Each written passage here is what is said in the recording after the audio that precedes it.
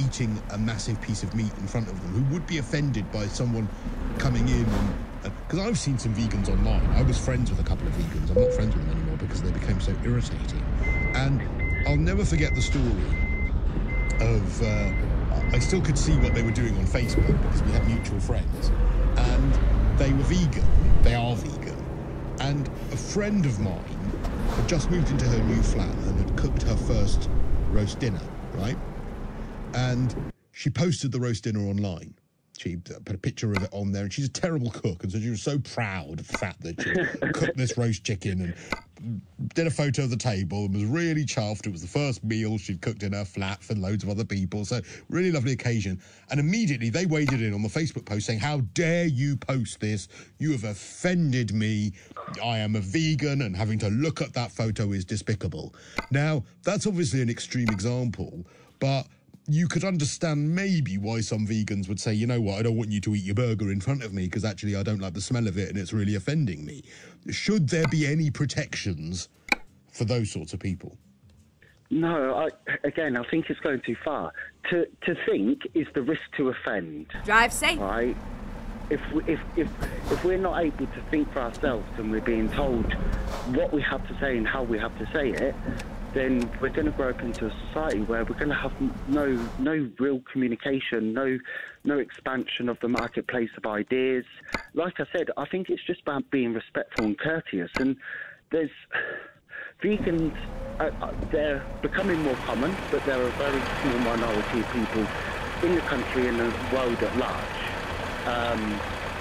But they are growing. So I just think people just have to be respectful of one another, of how each other live.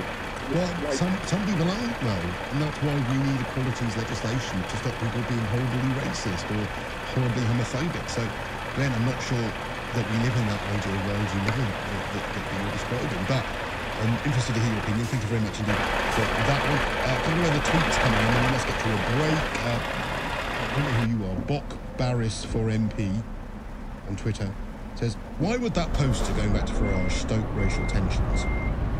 Well, because it was just containing one particular colour of person and implying that our borders were at threat as a result of those people, which wasn't true. Are there absolutely no circumstances that we're allowed to talk about migration? Turn left. Just fact-based. At the roundabout. That's all I'm asking. Take the second exit. They're honest. That's all I'm asking. Really? I don't think that's too much to ask. Exit You now. actually have to be dishonest to get your point across whether... Keep left and then turn left. Tories just want a stonking majority on a ticket that I'm sure includes dealing with immigration. Something you don't want to Turn talk left. about. Well, bearing in mind I presented the election night coverage with Mike, I really don't think they could possibly accuse me of not wanting to talk about the Tory majority. I reported on it, didn't say. I don't mind anyone talking about migration as long as Turn right. based on the facts of the situation and not stoking up tension Fine. and fear You're hit. based on dishonesty. I know that's a lot to ask nowadays. I really do, and it's a shame that it's quite a lot to ask, especially when there's so much dishonesty about, which sounds like you fell for, I'm afraid. But of course I welcome you telling me again.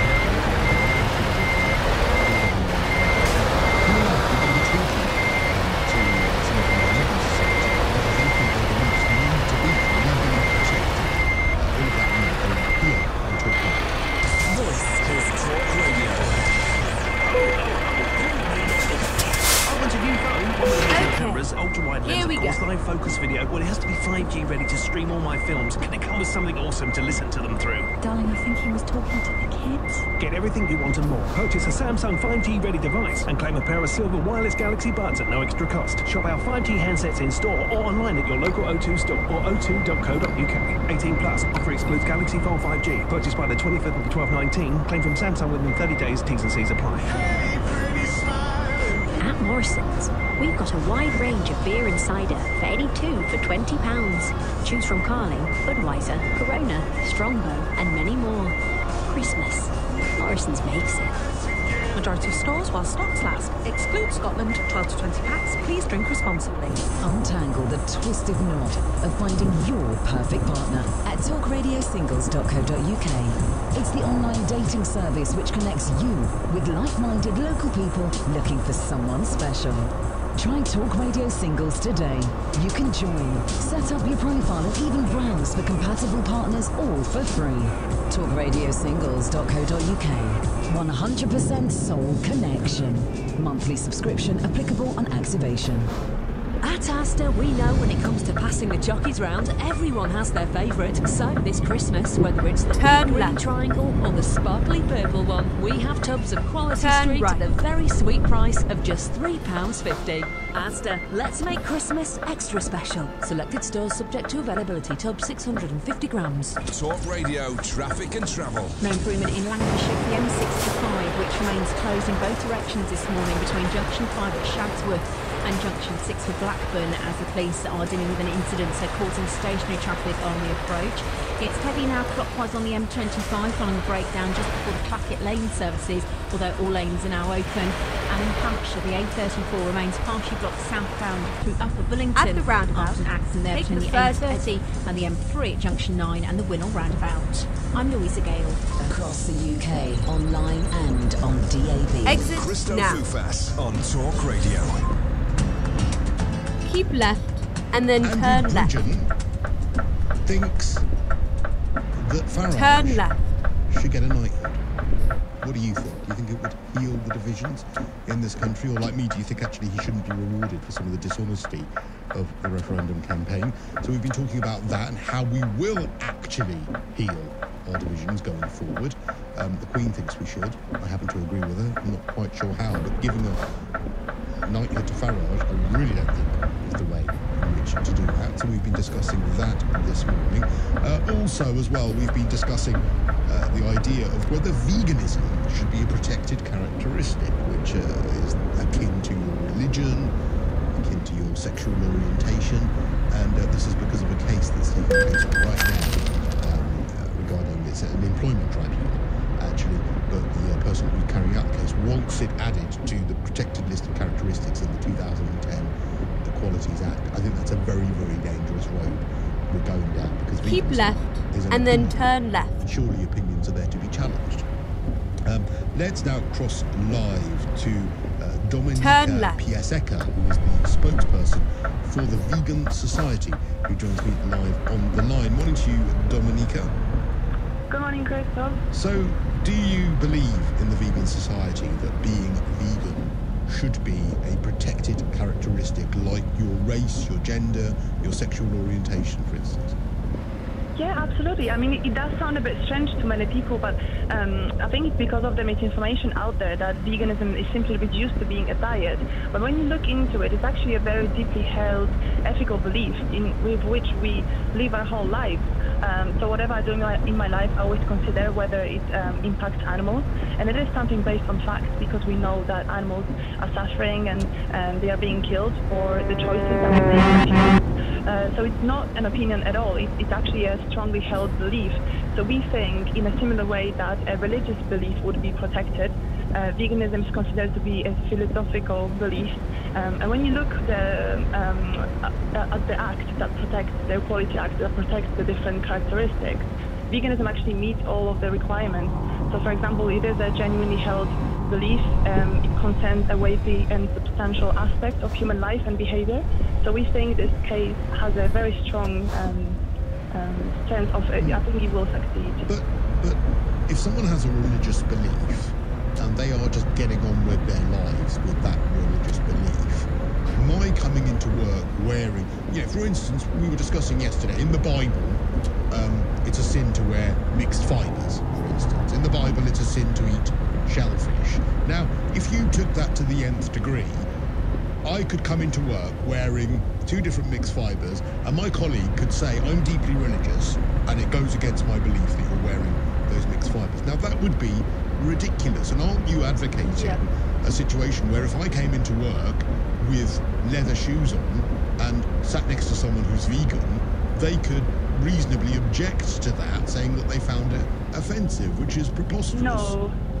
Not at all. Yeah, I agree with you. That would be preposterous, but it's actually about your own deeply held beliefs, so it's not about what someone else is doing. So what exactly, on a day-to-day basis, if veganism was protected as a belief, what would then be something that vegans would find offensive enough to complain about? Because, you know, could I not eat a chicken sandwich, for instance, in front of a vegan person at work? So just to clarify, it's not about vegans getting offended about anything. It's just about making sure that, for example, in a workplace, if a vegan requests a vegan lunch that's provided by the employer, that they are provided this lunch, or if a vegan requests non-leather footwear, that they are given this option. So it's not at all about limiting other people in any way. It's just about ensuring that we are providing according to the vegan's needs. And obviously, it's not just about vegan rights. It's obviously by extension about animal rights and the right for people to live according to their deeply held beliefs. So if I strongly believe that animals shouldn't be exploited, I shouldn't be made. But in the situation with the gentleman who's actually trying to bring this up, he wrote to all of the other people in the firm saying that explaining to them that their pension was being invested in firms that he didn't feel were particularly ethical. So how is that not infringing on other people? So the charity he worked for was an animal rights charity, and there were a lot of vegans and vegetarians working there. And by doing this, the claimant thought that it's actually something that should be out there in the public interest, because a lot of vegans would feel uneasy about their pension being invested in unethical businesses. So he was just making them aware of it. But his case that he's making is about his own case. So he argues that because he's an ethical vegan, he shouldn't be made to invest in an unethical pension fund. Well, absolutely, but the point remains then that he's still, you know, that's not just leaving it for himself. That's not himself saying, right, I don't want to invest in that. He's trying to get other people on board with that belief. So my point is, would that not open it up that vegans would be able to say justifiably, sorry, I don't know, there's a big work lunch this weekend or a big work do this Friday and we're all having lunch, and rather than just my meal being vegan, I'm actually offended by the fact that there is meat being served at all, thereby it would be inflicting your views on other people. No, I think you are misunderstanding the case, Crystal, because it's all about this single person's experience, and they are just asking for an option to be available for people who want to invest in what they see. No, I understand what you're saying, but what I'm saying is that it wouldn't just end there. And, you know, again, much like religious cases where you've got people who would object to, I don't know, someone kissing in front of them if they are of the same sex, and they could then say, well, actually, sorry, that infringes on my religious beliefs. I don't think that's a fair comparison at all. How would you be able to ensure that there would be a line drawn, that it wouldn't just be about vegan rights being respected when it comes to the individual, and that it wouldn't stray into vegans saying, sorry, I don't want you wearing leather footwear around me. I don't want you sitting on, I don't want a leather sofa for me to sit on in the workplace. My chair is leather, I object to that. I should have a vegan chair, for instance. Yes. No, I absolutely agree with you that we shouldn't impose those things on other people, but that's not at all what the case is about. It's not about vegans being offended. It's just about vegans being given an option. So this whole case is just about this individual who wants to have a vegan choice. It's not about imposing that. But if you were to but if you were to add veganism to the 2010 Equalities Act, which is what is being discussed here, well, the 2010 Equalities Act is precisely about making sure that you are not witnessing, for instance, because, you know, a lot of the religious ways in which people have brought cases about offence over a religion, etc., that is based on the 2010 Equalities Act. We're not arguing that veganism is exactly like a religion. We are saying that it would be in the same act. Category. It would be in the same act as discrimination about your race. So the discrimination would be applying to vegans. It's just to ensure that vegans are given an option and that their beliefs are accommodated. It's not about, you know, people getting offended or vegans getting offended that people are doing anything, because everyone's got a choice to be vegan or not to be vegan. So it's not at all about us trying to impose anything like that on people. It's just to ensure that vegans are catered for, vegans are provided for when there is an option at the workplace, for example, with clothing, when there's, for example, a leather footwear, so that the vegan has an option to request non-vegan footwear. It's simply just about accommodating vegans into our society. It's not at all about imposing vegan beliefs on anyone else. What would you say to someone that says, well, sorry, you should, if you work at a building site, for instance, and you're given leather toe-cap shoes, well, sorry, why should you go and work on a building site and not wear those? Go and work somewhere else. Why would you choose to work in an environment where you've got to wear leather and then to complain that you're wearing leather?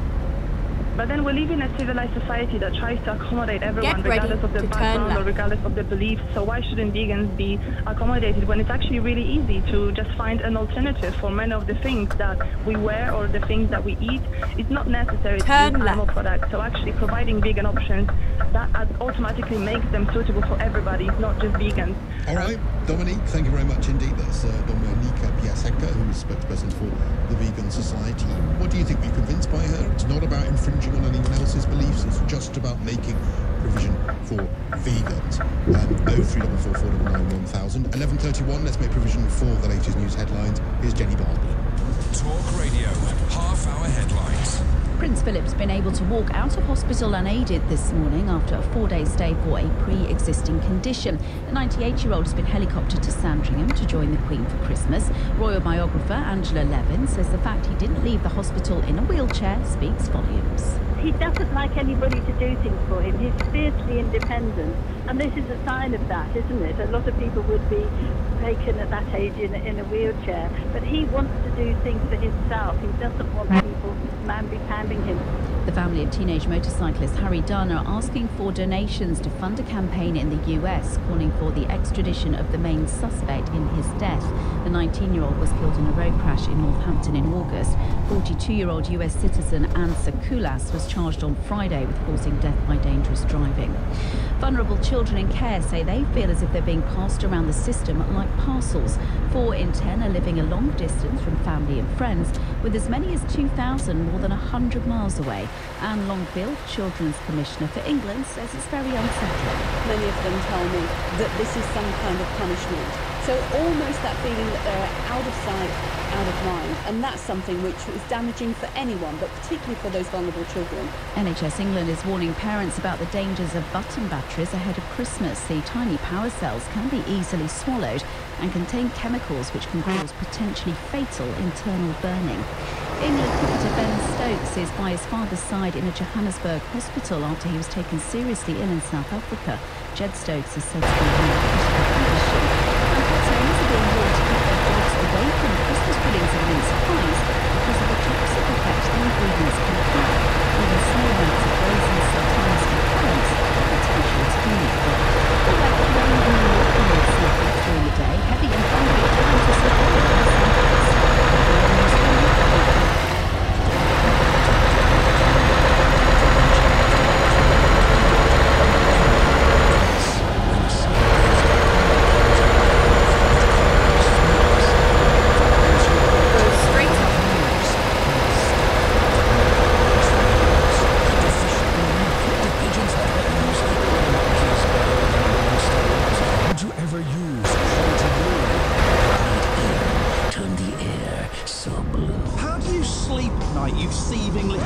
Listen each weeknight from 10, and you'll soon find out you're just like them. Something extraordinary is happening on your radio.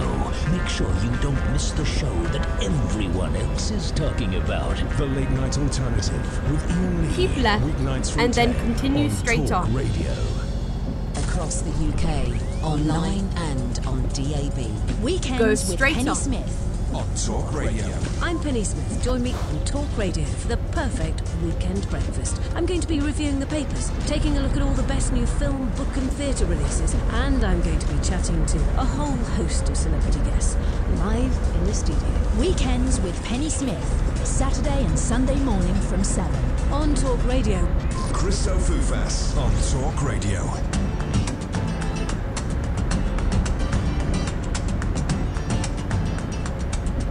25 minutes to midday.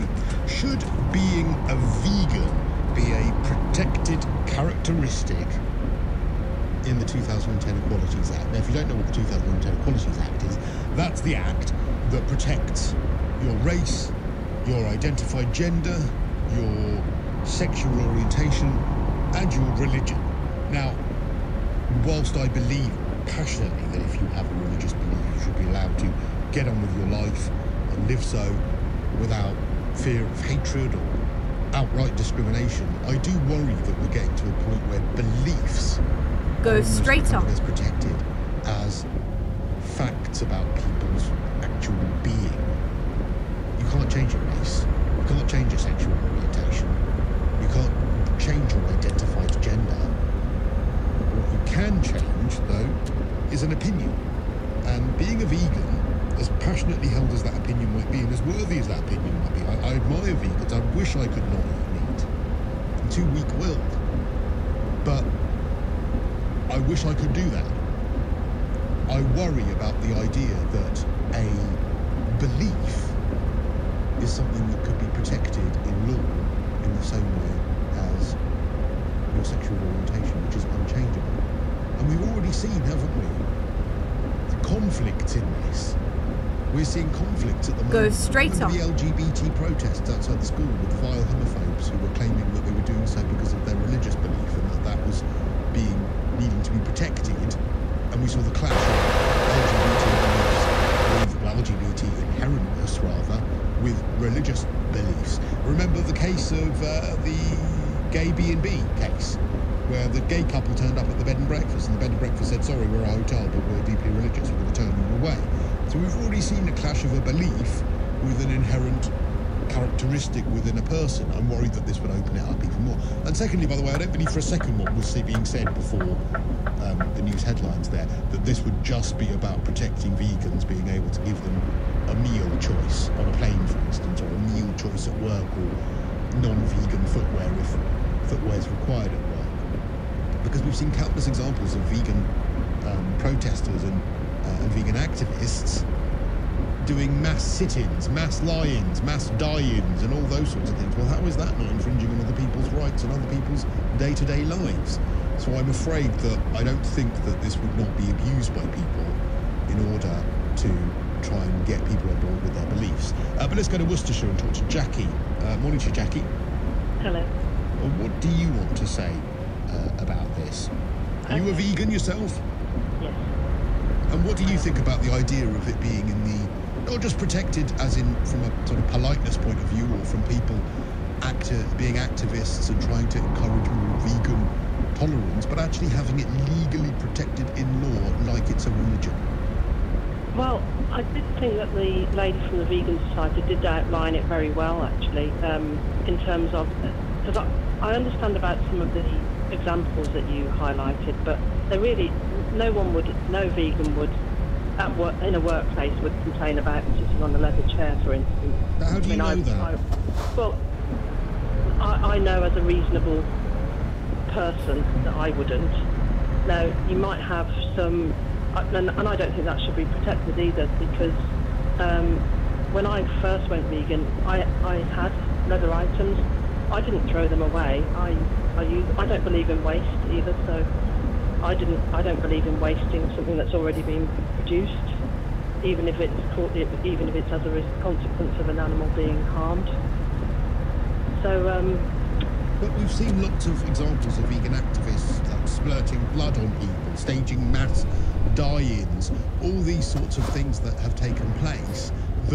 That is not limiting their veganism to themselves. That is trying to infringe on other people. Now, I get it, it's activism, that's the point of activism. Yeah. But is there not a real danger that having this enshrined into law would leave people open to then at work say, well, actually, sorry, I now am a vegan, which is a protected characteristic. And just like someone who is religious could say, I'm going to turn away gay people from my bed and breakfast door because of the fact that I am offended because of my religion, would that not leave someone open to say, right, I run a guest house, but now someone's turned up at my door and they're meat eaters, I'm going to turn them away because it's a protected characteristic?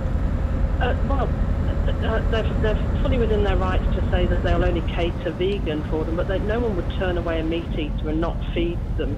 So, I think we need to be clear about this, is that in terms of vegan food, which, I mean, we can differentiate between plant-based and vegan, because plant-based is all about the food. Veganism is a way of life, as the Vegan Society lady outlined. In my house, so you're very welcome to come to Worcestershire and I'll make you a vegan meal. Oh, I'd love that. I'll definitely take you up on that, you never know. Yeah, you should. So they would never turn away somebody. So let's just be clear about the food. All the food I eat everyone can eat, including people with religious beliefs as well. So, somebody who's Muslim who doesn't eat any pork or anything like that, I could cater for them because they're not going to have any meat products or animal products whatsoever. So I don't believe that would ever happen. If somebody insisted on being catered for as a meat eater, then obviously they're within their rights because they'd say, well, I'm sorry, but I just don't cook that sort of food, but you're very welcome to have the vegan option that I've made. But, Jackie, with respect, you sound grounded, sane, nice, kind, balanced. I know, and I know examples of, many, many vegans who aren't. I have seen it myself. I've seen people who have turned vegan who have been sat at a table and said that they're offended by the fact that we're eating meat. I've seen vegans on social media berating people who post pictures of their roast dinner on social media. So what I'm saying is that absolutely 100%, if all vegans were as respectful and balanced as you are, the same with religion. Unfortunately, the religious discrimination that we don't want to have in society, and the way in which religion should be practiced, and that is in a sort of reasoned and kind way, and the way in which religion should be treated, which is the same, in a reasoned and kind and balanced way. Unfortunately, you have extremists in religion who abuse that. You have extremists in religion who want to turn away gay people from their door. You have extremists in religion who believe in sexism and therefore using that religion in order to suppress other people. So you cannot, I know you can't, Jackie, confidently say that there wouldn't be extremists in the vegan world that wouldn't then use that legislation in order to essentially discriminate against other people. And that's my big fear, because we can't just legislate for the reasoned people like you, Jackie. We have to legislate for everyone. And unfortunately, if you've got vegans that are online offended by people who post pictures of their roast dinner, how do you think it's going to pan out if those vegans are in a work environment and are then able to claim that they have discrimination legislation that they can fall back on? They're going to stop people eating sandwiches at work with chicken in. They're going to stop people who come in wearing a new leather jacket. No, that would Go never straight happen. on. I mean, let's just be clear. I do some vegan activism, but not the examples that you've highlighted. So I will protest against things like fox hunting. Right with you, completely with you. Extremely cruel. Repugnant and awful thing to do. Yeah, yes. So and actually, I think it was Noam Chomsky stated that we should all become more active against things that we believe or don't believe. But I just wanted to point out that I'm not religious. In fact, I was brought up a Catholic, so I do understand your point about extremism. But as I say, I was brought up a Catholic, and I didn't choose that. And when I got to a certain age, I said, I don't believe in this religion, and I don't want anything more to do with it. So I do understand where you're coming from, but if we didn't have legislation just because there are some extreme examples of things, then we wouldn't have legislation for anything. There's extreme actions in everything. No, I take your point, and we haven't got rid of religious legislation, religious discrimination legislation just because of the extremists in that religion. But from a personal point of view, I would like to see actually equalities discrimination stripped back to just being protected characteristics that can't be changed. I'm sorry, I don't believe opinions. Yeah. Veganism is an opinion, just like a religion is. I don't believe that opinions, I believe they should be protected. I don't believe that they should be protected on the same level as someone's race, identified gender or sexual orientation. I agree. Because actually they're not on the same level. Yeah, I believe in animal rights, and I also believe in human rights, and I'm totally in agreement with the things that you've outlined as well, in terms of gender rights and things that people can't change. So because wouldn't we have a situation with that legislation, Jackie, where if I said to you, do you know Get what, ready to Jackie, turn left. If I was at work with you, I could say to you, Jackie, you know what, I really think that I'm having a roast dinner at mine this Saturday, and I really think that you should come over because I know you're a vegan, but the chicken that I made at the weekend. Actually, do you know what? Look, here, have a piece. You know what? I know you're a vegan, but have a piece of that chicken because I really think you're going to love it. And I've got some left over from the chicken I made at the weekend. I really think you're loving it. You could take me to court for discrimination. No. But you could. No, that's the point. But you could. You might say, well, no one's going to do that. But the point is, you could. No, because I'd have to evidence it and everything. But you get the point I'm making. I think it would be. Get ready to turn right. I don't think the cases that you stated. I think the lady from the Vegan Society did outline the situations where turn right. We would want to. So she was right about being catered for. So years ago, it's all over when I was vegan, I worked for various places. I felt quite excluded if there was like a buffet at work or you know, say a Christmas meal. So you sometimes have a Christmas meal, and you're just not catered for. And to be fair, it's much easier now. People are catered for, and from my point of view as well, what I tried to do is I tried to not force the veganism onto people, but just I bring in cakes that I've made. I just say, oh, that's vegan, and everyone enjoys them. So I bring in my food and share it with people. How would you feel finally, Jackie? Because we've got to get to a break. How would you feel then if we brought in legislation to protect vegans, but also we brought in the same legislation to protect meat eaters? I don't know. I don't know about meat. You just don't need to eat meat. No, but if again, that's your opinion, but if I'm following passionately believe that animals should be consumed, then surely provision should be made for me at those Christmas meals. Well, I think they already are. Well, no, they are, but I don't know. What if I worked in a firm where they weren't going out for a big vegan lunch? What if I worked for a firm where the boss was vegan? Should I not then be able to have legislation that says, well, hang on, no, there should be a meat meal included for me? Yeah, actually, in that situation, I think if you are a meat eater, of course, if you're working for the vegan society, they're not going to take it through. So you probably, if you were a meat eater, you probably wouldn't work there. You probably would choose to work somewhere else. But true, but then, I don't know, you might have a situation where a vegan works for, I don't know, the DEFRA, for instance, the Department of Environment and Rural Affairs and all of that kind of stuff, and you might have them saying, well, hang on,